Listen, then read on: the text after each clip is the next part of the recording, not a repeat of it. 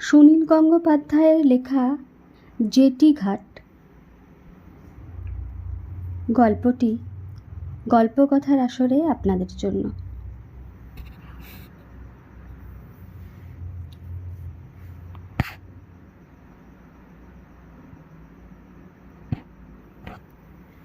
তিনখানা খড়ের নৌকো লিজ নিয়েছে দানশা, আর ফেরিঘাটের টিকিট কাটে ওমর।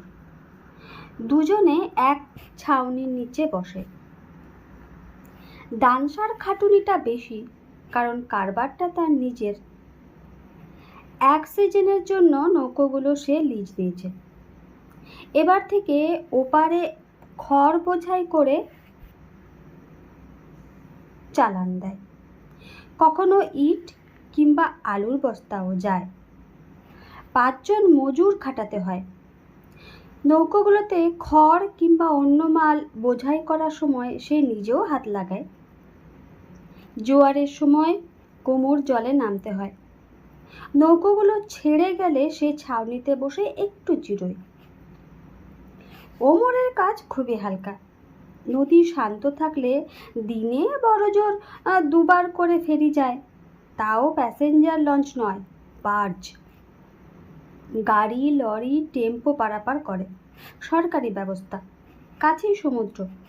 জোরে বাতাস বইলে এখানকার জলেও সমুদ্রের মতো ঢেউ ওঠে। তখন জেটির কাছে বার্জ ভিড়তে পারে না, সেই সময় পারাপার বন্ধ।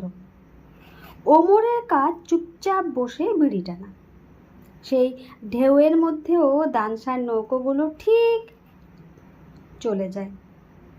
কাজ বন্ধ হলে তার ক্ষতি। যখন বাতাস থাকে না, মেঘ থাকে না, তখন ঠাঁটা পোড়া রোদ। সেই জন্য দানশা একটা ছাউনি বানিয়েছে।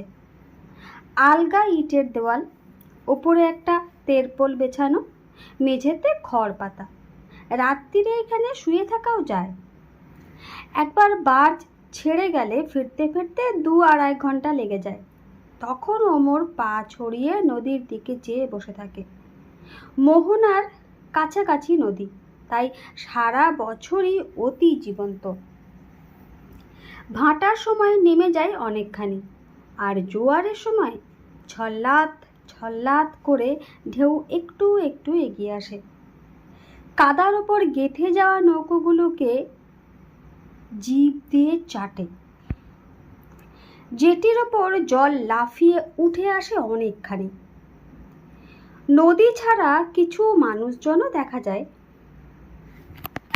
সামনাসামনি 10-12 জন সকাল থেকে জাল পাতা আর জাল তোলার কাজ করে। আজকাল বাগদা চিংড়ি পোনার খুব চাহিদা, দামও ভালো পাওয়া যায়। প্রায় আলাদিনের মতন সাইজ, তাও স্বচ্ছ। খালি চোখে বলতে গেলে দেখাই যায় না। সেই চারা চিংড়ি এরা আজকাল ধরতে শিখেছে। অন্য মাছ ধরার আগ্রহ নেই কারোর। নতুন জেটি হয়েছে, তাই নতুন বসতি। অন্য জায়গা থেকে জেলেরা এসে ঝুপড়ি বেঁধেছে এখানে। জলে নেমে যারা যারা জাল পাতে, তাদের মধ্যে জনা 5 স্ত্রীলোকও আছে। নামে স্ত্রীলোক, বুক নেই, পাছা নেই, যেন শিলনোড়া বাটা চেহারা, চাবুক খাওয়া মুখ। ওদের মধ্যে একমাত্র আমি নাই খানিকটা চলনসই, তাও আহামরি কিছু নয়। চোখ দুটো কুতকুতে, তবু মুখে একটা তেলতেলে ভাব আছে, আর উড়ুর গোছাটা ভালো। সকালবেলা যখন কাদায় নেমে লাইলনের লম্বা বেড়াজালে খুঁটিগুলো বাঁধে আমি না, তখন সে তার করা ডুরে শাড়িটা বেড়াজালের খুঁটিগুলোর ওপরে কোমর বেঁধে পড়তে থাকে। জোয়ার আসার পর জল একটু একটু করে বাড়তে থাকে। আমিনাও তার শাড়িটা একটু একটু করে উঁচুতে গুটিয়ে নেয়। পায়ের ডিম ছাড়ায়, হাঁটু ছাড়ায়, উড়ুর মাঝামাঝি পর্যন্ত উঠে আসে। তারপর সে শাড়িটা আবার নামায়। একসময় তার বুক জল হয়ে যায়। শাড়ি তার ভিজবেই, নদীতে নেমে জাল পাতবে অথচ পরনের শাড়ি ভিজবে না, এ কখনো হয়? তা বলে প্রথম থেকে সে শাড়ি না ভিজিয়ে উরু পর্যন্ত তোলে কেন? ওমর এই রহস্যটা বুঝতে পারে না। প্যাসেঞ্জার লঞ্চের জেটি আলাদা, সেখানে লোকজন বেশি, কিছু দোকানপাটও আছে। লঞ্চ চালায় প্রাইভেট কোম্পানি, তারা যাত্রী বোঝাই করে লঞ্চ ছাড়ে। বেশি প্যাসেঞ্জার হয়ে গেলে এক্সট্রা টিপ দেয়। আর এই বার্জের জেটিতে আসে শুধু কিছু লরি আর টেম্পো, কদাচিৎ দু একখানা প্রাইভেট লরি। 10-12 জন জেলে জেলেনি ছাড়া অন্য মানুষজন প্রায় দেখাই যায় না। একখানা মারুতি ভ্যান গাড়ি জোরে চালিয়ে এসে সোজা চলে গেল জেটির শেষ প্রান্তে। গাড়ি থেকে নামলো লাল গেঞ্জি পরা এক ছোকরা। জেটির গায়ে যাতে বার্জ বা লঞ্চের সরাসরি ধাক্কা না লাগে সেজন্য কয়েকটা টায়ার বাঁধা আছে। সেরকম একটা টায়ার ধরে লাফিয়ে বার্জটায় উঠে গেল ছোকরাটি। দূরের ছাউনিতে পা ছড়িয়ে বসে দেখছে ওমর। দানশা একটু আগে একটা খড়ের নৌকা বোঝাই করে ছেড়েছে, পরিশ্রম হয়েছে খুব। সে একপাশে এলিয়ে শুয়ে আছে খড়ের গাদায়। লাল গেঞ্জি পরা ছোকরাটি আবার লাফিয়ে জেটিতে নেমে জোর কদমে এগিয়ে এলো। টিকিট ঘর বলে কিছু লেখা নেই, ওদিককার প্যাসেঞ্জার ফেরির মতো একটি টিকিট ঘরও নেই। সরকারি ব্যবস্থায় ওমরের শুধু একটা টুল পেতে বসে থাকার কথা, সেটাই অফিস। ছোকরাটি এসে 100 টাকার একটা নোট বার করে বলল, গাড়ির জন্য কত টাকা লাগে? 60 না 80? ওমর টাকার প্রতি কোনো আগ্রহ না দেখিয়ে গম্ভীরভাবে বলল, আজ আর যাবে না। ছোকরাটি রীতিমতো চমকে গিয়ে বলল, যাবে না কেন? ওমর বলল, যাবে না যাবে না। ছোকরাটি এবার গর্জন করে উঠে বলল, ভালো করে মুখের দিকে তাকিয়ে বলো, বার্জ জেটিতে লেগে আছে অথচ তুমি বলতে যাবে না, তার মানে? গর্জন শুনে একটু বিচলিত হলো না ওমর।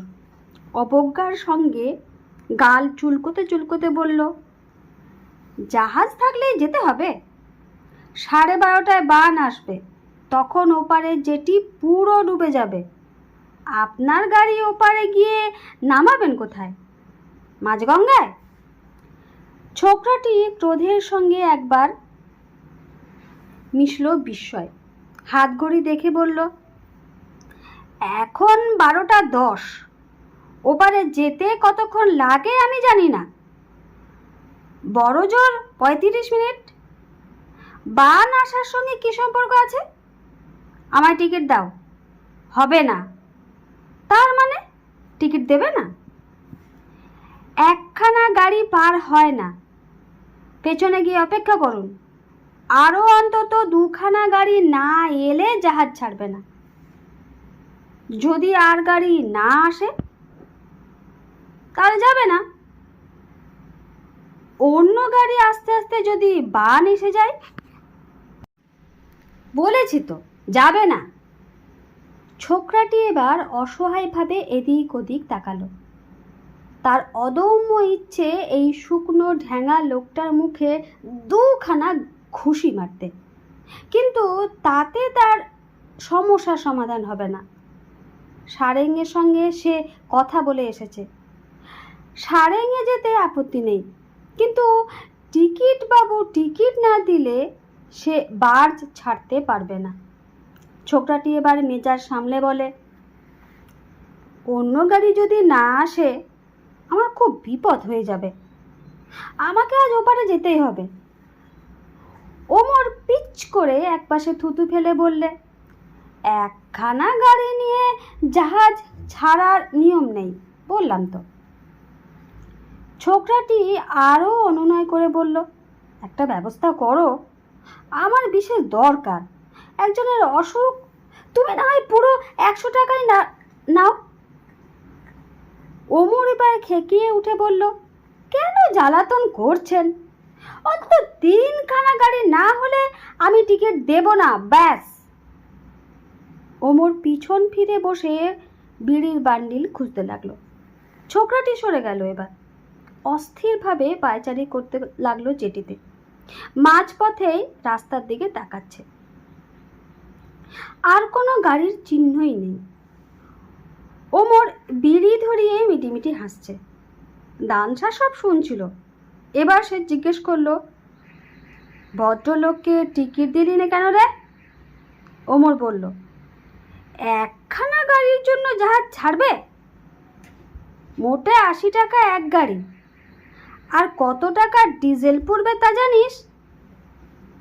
দানশা বলল, ডিজেল পড়বে তো গভর্নমেন্টের। আমি জেনে শুনে গভর্নমেন্টের ক্ষতি করব? কোম্পানি কা মাল দরিয়া মে ডাল। আরে গভর্নমেন্ট কি লাভের জন্য ফেরি চালাচ্ছে উপকারের জন্য। রেল নেই, বাস নেই, ব্রিজ নেই, মানুষ ওপারে যাবে কি করে? মালপত্র নিয়ে গাড়ি যাবে কি করে? তাই গভর্নমেন্ট বিনা লাভে এই ব্যবস্থা করেছে। 5খানা গাড়িও যদি যায়, 5 হলো তো 400। তাতে কি এক ট্রিপের খরচ ওঠে? ডিজেল খরচ, সারেং, 7 জন হেল্পার। তবু গভর্নমেন্টের আইন আছে, মোটে 1খানা গাড়ি হলে জাহাজ যাবে না। পরশুদিন তুই ব্রজেন সাহার লরি পার করলি, সেও তো মোটে 1খানায় ছিল। ব্রজেনের সঙ্গে তোর খাতির আছে? বেশ করেছি, আমার ইচ্ছে। গভর্নমেন্ট আমাকে এখানে রেখেছে, আমিও অবস্থা বুঝে ব্যবস্থা করব। সে তো ঠিক। এই বাবুটা বলল ওর বড় বিপদ, দেখ না কেমন ছটফট করছে। আরে রাখ, ঠেলায় পড়লে আমার বিপদের কথা সবাই বলে। শেষকালে তোর কাছে কাতুতি মিনতি করলো, দিয়ে দে না টিকিট, মানুষের উপকার হবে। দেখ দানশা, এই লোকটার সঙ্গে যদি হাটে বাজারে আমার দেখা হতো, ভালো করে কথা বলতো আমার সঙ্গে, আমাকে মানুষ বলে গ্রাহ্য করতো, ভাবভঙ্গি দেখে বুঝলি না প্রথমেই কেমন চ্যাটাং চ্যাটাং কথা বলছিল। এবার দানশা হেসে ফেলল। সত্যি কথাই তো। এই জেটিঘাট থেকে উঠে গেলে রাস্তায়, হাটে, বাজারে ওমর একজন অতি সাধারণ নিরীহ মানুষ। লম্বা শিরিঙ্গে চেহারা, একজন এলেবেলে গরিব। শুধু এই জেটিঘাটে বসে টিকিট দেওয়ার সময়ই তার যত তেজ। গাড়িওয়ালা বাবুদের সে ফিরিয়ে দিতে পারে। ওমর এই ক্ষমতাটা উপভোগ করে। তাই লাল গেঞ্জি পরা ছোকরা ওকে 20 টাকা ঘুষ দিতে চেয়েছিল। ওমর তাও নিল না। ওকে নিরাশ অবস্থায় ফিরিয়ে দিয়ে ওমর 20 টাকার চেয়ে বেশি আনন্দ পেয়েছে। দানশা তবু আবার বলল, আজ হাট বন্ধ, আজ আর গাড়ি আসবে না। বান ডাকার আগে লোকটাকে পার করে দিয়ে না ওমর। মানুষের উপকার করলে নিজের উপকার হয়, মনটা ঠান্ডা হয়। ওমর বলল, আছে, এই শালার আর নিমক হারাম হয়। আজ উপকার করব, কাল দেখবি এসে আবার চোখ রাঙাবে। দানশা বলল, আরে দেখ দেখ, লোকটা বোধ হয় এবারে ভীম লিখে পড়বে। খুব দরকার না হলে দে দে, একটা টিকিট দে। ওমর এবার হাত ছানি দিয়ে লোকটিকে ডাকলো। সে আগে থেকে একটা 20 টাকার নোট বার করে রেখেছিল, ঘুষের জন্য নয়, বিনা কারণে লোকটির উপকার করছে এটা বুঝিয়ে দিয়ে। টিকিটটা বাড়িয়ে বলল, যান যান, দৌড়ে চলে যান। লোকটা যে এতক্ষণ অনিশ্চয়তায় কষ্ট পেয়েছে তাতেও ওমরের কম আনন্দ হয়নি। ছাউনির মধ্যে রান্নার কোনো ব্যবস্থা নেই। দুপুরের দিকে ওরা অন্য জেটিঘাটের হোটেলে খেতে যায়। একটা মুসলমান হোটেল। অন্য হোটেলটায় সেরকম কিছু লেখা নাই, রাত্রির দিকে নিরিবিলি থাকে। তখন ওমর আর দানশা অন্য হোটেলে খায়। ওখানে রান্না ভালো, ম্যানেজারটা মজলিসি ধরনের। দিনের বেলা যাত্রীদের খুব ভিড় থাকে, তাই ওখানে না গিয়ে ওরা মুসলমান হোটেলে ঢোকে। এখানে খাবার একটু সস্তা, কিন্তু মালিকটার দিরিক্ষি মেজাজ। কোনো রান্না নিয়ে অভিযোগ করলে সে দাঁত খিচিয়ে বলে ওঠে, না পোষাই, এসো না। কাছাকাছি আর কোনো মুসলমানের হোটেল নেই, বেটা সেই সুযোগটা নেয়। 8খানা করে রুটি, 1 প্লেট শুকনো গোস্ত আর পেঁয়াজ দিয়ে ওরা খাওয়া সেরে এলো। ওমর দই নিল। দানশা দই খায় না। দাম দিয়ে বেরিয়ে আসার পর পাশের দোকানের সামনে থমকে দাঁড়িয়ে দানশা বলল, তোর আর আমার কাছ থেকে সমান পয়সা নিল কেন রে? তুই দই খেলি। ওমর একগাল এসে বলল, চেপে যা, ও শালা মালিকটা ভুলে গেছে। আমার আজ একটা টাকা লাভ হলো। দানশা বলল, ভুল করে দাম নেয়নি? এহে, ওর ক্ষতি হয়ে গেল। দই তো বাজার থেকে কিনেছে। যা ওমর, টাকাটা দিয়ে আয়। ওমর চোখ কপালে তুলে বলল, ফেরত দিতে যাব? তোর মাথা খারাপ? দিবি না? দই খেয়েছিস, তার দাম দিবি না? ও নেয়নি কেন? সেটা আমার দোষ নয়। একদিন আমি 7খানা রুটি খেয়েছিলাম, ও হিসেবে ধরেছিল 9খানা। তোর মনে নেই? কিছুতেই আমার কথা বিশ্বাস করলো না, 40 পয়সা বেশি নিয়েই নিল। ও ভুল করেছিল, তা বলে তুই জেনে শুনে ওকে ঠকাবি? একটা টাকার জন্য পাপ করবি? দেখ দানশা, তুই শালা আমার বিবেক নাকি? সব সময় আমার পিছনে টিকটিক করিস কেন বলতো? তুই যদি নিজের থেকে টাকা ফেরত দিতে যাস, দেখবি ও কেমন অবাক হবে, তেমনি খুশি হবে। মানুষকে খুশি করার মতো পুণ্যি কি আর কিছুতে আছে? যা যা, একটা টাকা তো মোটে। ওমর আরও কিছুক্ষণ তর্ক করল। বিরক্তিতে তার কপাল কুঁচকে যায়। সে এক সময় দানশার কাছে হার মানে। হোটেলের কাউন্টারে গিয়ে এ টাকা ছুড়ে দিয়ে আসে। পান খেয়ে গল্প করতে করতে হাঁটে দুজন। সরকারি জায়গায় অনেক ঝুপড়ি উঠে গেছে, আরও নিত্য নতুন গজাচ্ছে।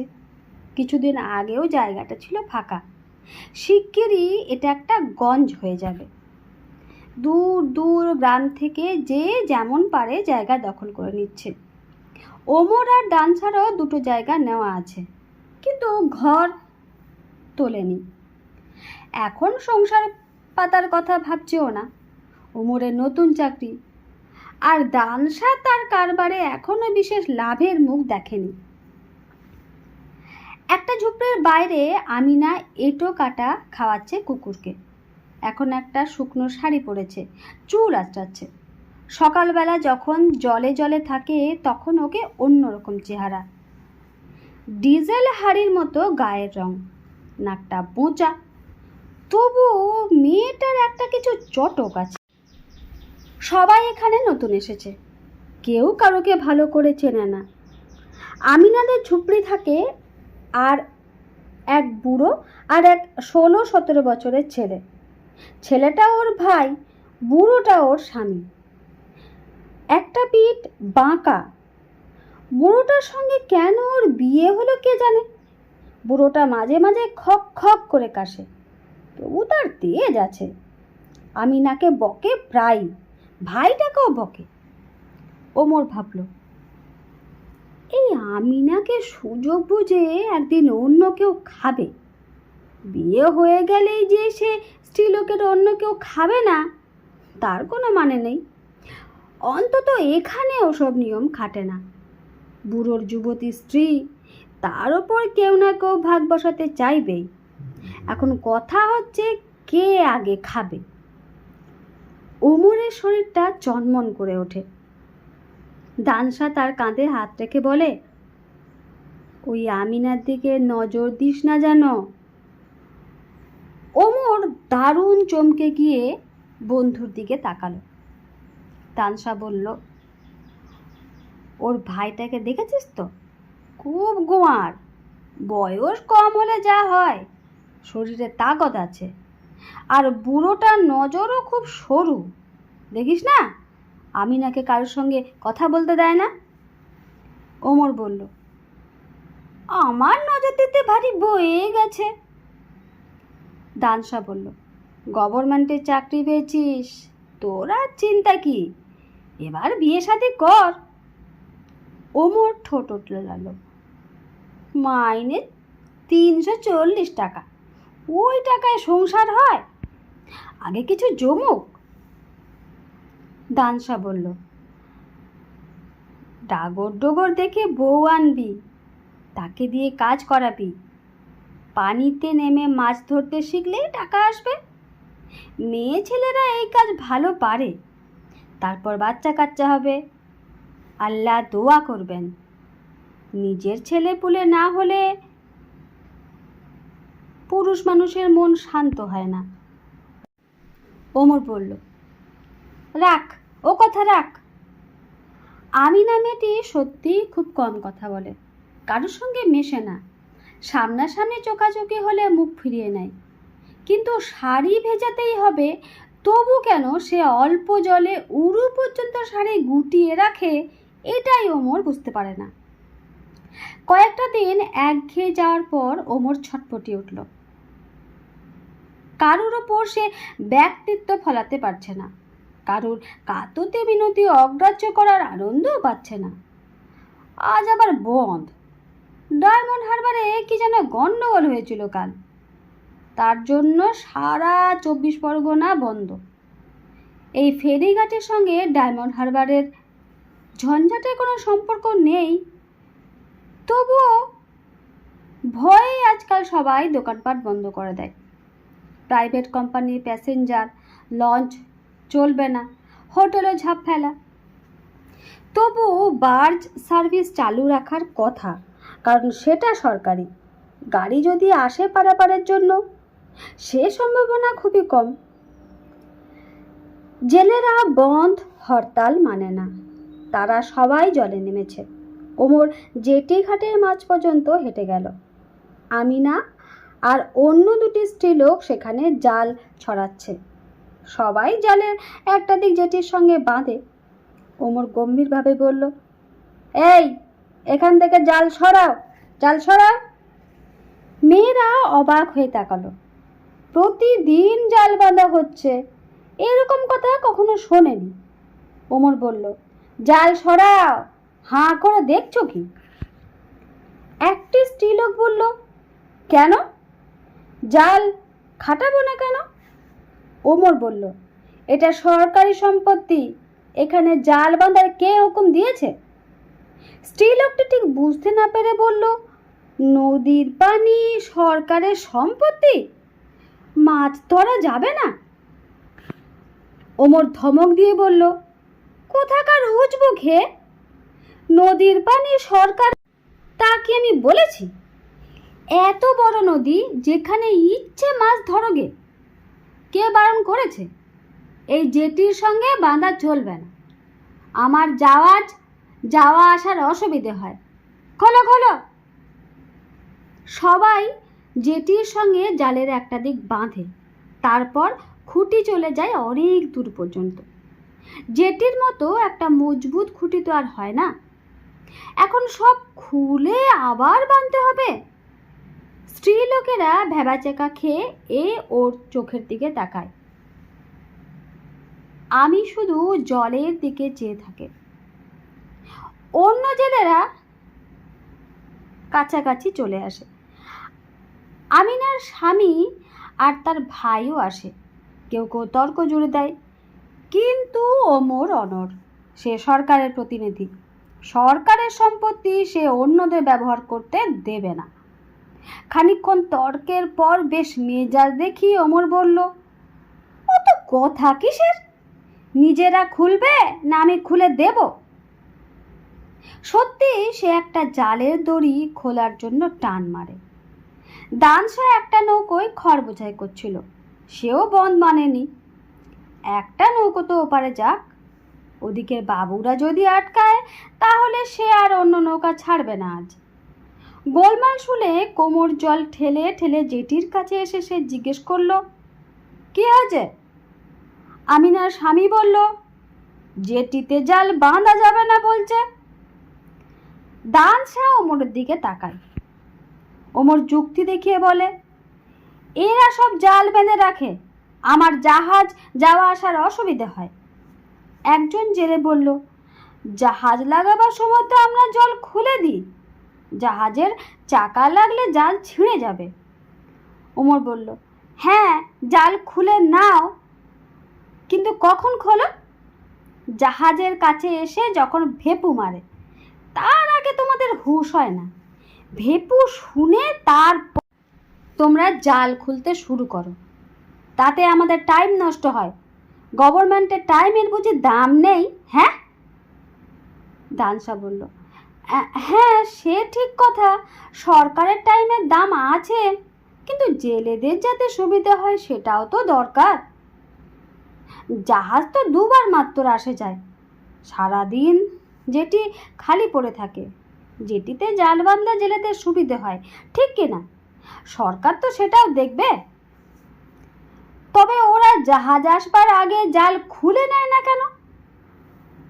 সেটাও ঠিক। ওগো, জাহাজ যখন ওপার থেকে মাঝ নদী পেরুবে তখন জাল খুলতে শুরু করবে, হিসেব করে। পারবে না? অনেকেই এই সমাধান মনোমতো হলো। ওমর এবার সবার মুখের দিকে তাকালো, মুখের ভঙ্গিটা উদার হয়ে গেল। বিচারের রায় দেওয়ার সুরে সে বলল, ঠিক আছে, তাহলে আমি পারমিশন দিতে পারি, কিন্তু মনে থাকে যেন ঠিক সময়ে। এই ক্ষুদে সাম্রাজ্যের সম্রাটের মতো ধীর পা ফেলে ওমর ফিরে যায় নিজের ছাউনিতে, পরম তৃপ্তিতে বিড়ি ধরায়। দুপুরবেলা একটা কাণ্ড ঘটল। চতুর্দিকে নিস্তব্ধ, নদীর উপর হা হা করছে বাতাস, একটাও নৌকো চলছে না। খড়ের ওপর চিত হয়ে শুয়ে আছে দানশা আর ওমর। একজনের ঘুম ঘুম ভাব, অন্যজন বিড়ি টেনে খাচ্ছে। এমন সময় দরজার কাছে এসে দাঁড়ালো আমিনা। কলা পাতা চাপা দেওয়া একটা ডেকচি নামিয়ে রাখলো মেঝেতে। ওমর তড়াক করে উঠে বসলো। এটা কি?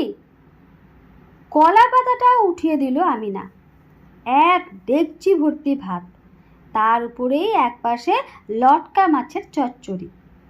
মৃদু স্বরে আমিনা বলল, আজ তো হোটেল বন্ধ।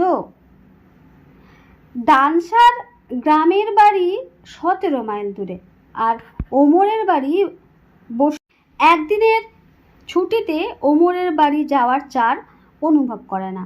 আর ওমর তো ঠিক ছুটিও নয়, কিন্তু তারা হোটেলে খায়, বন্ধের দিনে তাদের আহার জুটবে কি করে সে কথা কেউ ভাবে না। দানশা এক ছড়া কলা কিনে রেখেছে, তাই খেয়ে খিদে মেটাবে, ওমর কিছু ভাবেনি। দানশা বলল, হোটেল বন্ধ বলে তুমি আমাদের জন্য ভাত নিয়ে এসেছ? তোমায় কে পাঠালো? আমিনা কোনো উত্তর দিল না। দানশা আবার বলল, তুমি কি ভালো মেয়ে গো, আমরা দুটো মদ্য এখানে না খেয়ে পড়ে আছি, তুমি ঠিক নজর করেছ। ওমর বললে, কার কথা বেশি ভেবে খাবার এনেছো আমিনা? দানশাটা কি মনে করেছে ওর জন্য? দানশা আজ ওদের হয়ে ওকালতি করছিল, সেই জন্য। গাধার কাকে বলে, উকিল বড় না হাকিম বড়? আমিনারা বুঝেছে যে ওমরকে খাতির না করলে এই জেটির ধারে মাছ ধরা যাবে না। আমিনা বলল, আমি পরে এসে বাসনটা নিয়ে যাব। দানশা বলল, আমি ধুয়ে পৌঁছে দেব, তোমাকে আর আসতে হবে না। ওমর ফস করে বলল, তোমরা তো রোজ রোজ রান্না করো, আমরা চাল কিনে দিলে দুটো ভাত ফুটিয়ে দেবে? দানশা অবাক হয়ে ওমরের দিকে তাকালো।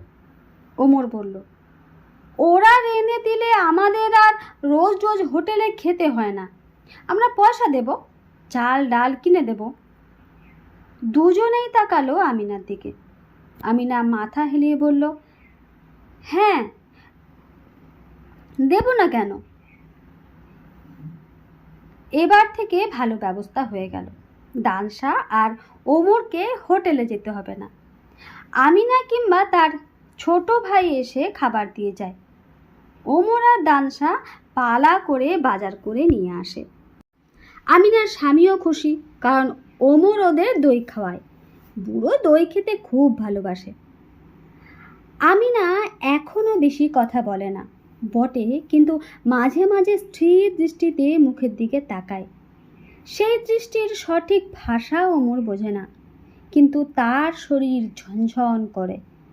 তার তুলনায় দানশা ওদের পরিবারের সঙ্গে ঘনিষ্ঠতা পাতিয়ে ফেলেছে বেশি। দানশা মাঝে মাঝে আমিনাকে রান্না বান্নায় সাহায্য করে, মজার কথা বলে। আমিনার ভাইটা তার বেশি নেওটা। একদিন আমিনা বিকেলের দিকে কোথায় যেন যায়, একটু সেজে গুজে।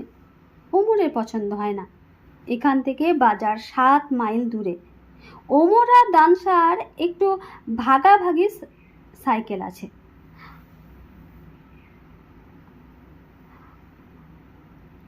আমি কি বাজারে যাব? ভাইটাকে পাঠালেই তো পারে। ওমরের সন্দেহ হয় আমিনা যেন অন্য কারোর মুখগহ্বরের দিকে এগোচ্ছে। তাহলে ওমর নয় কেন? দানশা অবশ্য প্রশংসা করে আমিনার। মেয়েটার স্বভাব চরিত্র ভালো, এদিক ওদিক চায় না। যাত্রী ফেরিঘাটের লোকজনের সঙ্গে ফচকেমি করে না। মাছের পাইকারদের সঙ্গে দরাদরিতে সে ওস্তাদ, কিন্তু ওরা অন্য কোনো রকম সুবিধা দিতে পারে না। সকালবেলা পুরো জোয়ার আসার আগে আমিনা প্রতিদিন উড়ু দেখায়। ওমর এক এক দিন জেটির মাথায় গিয়ে দাঁড়িয়ে থাকে। আমিনা তবু লজ্জা পায় না।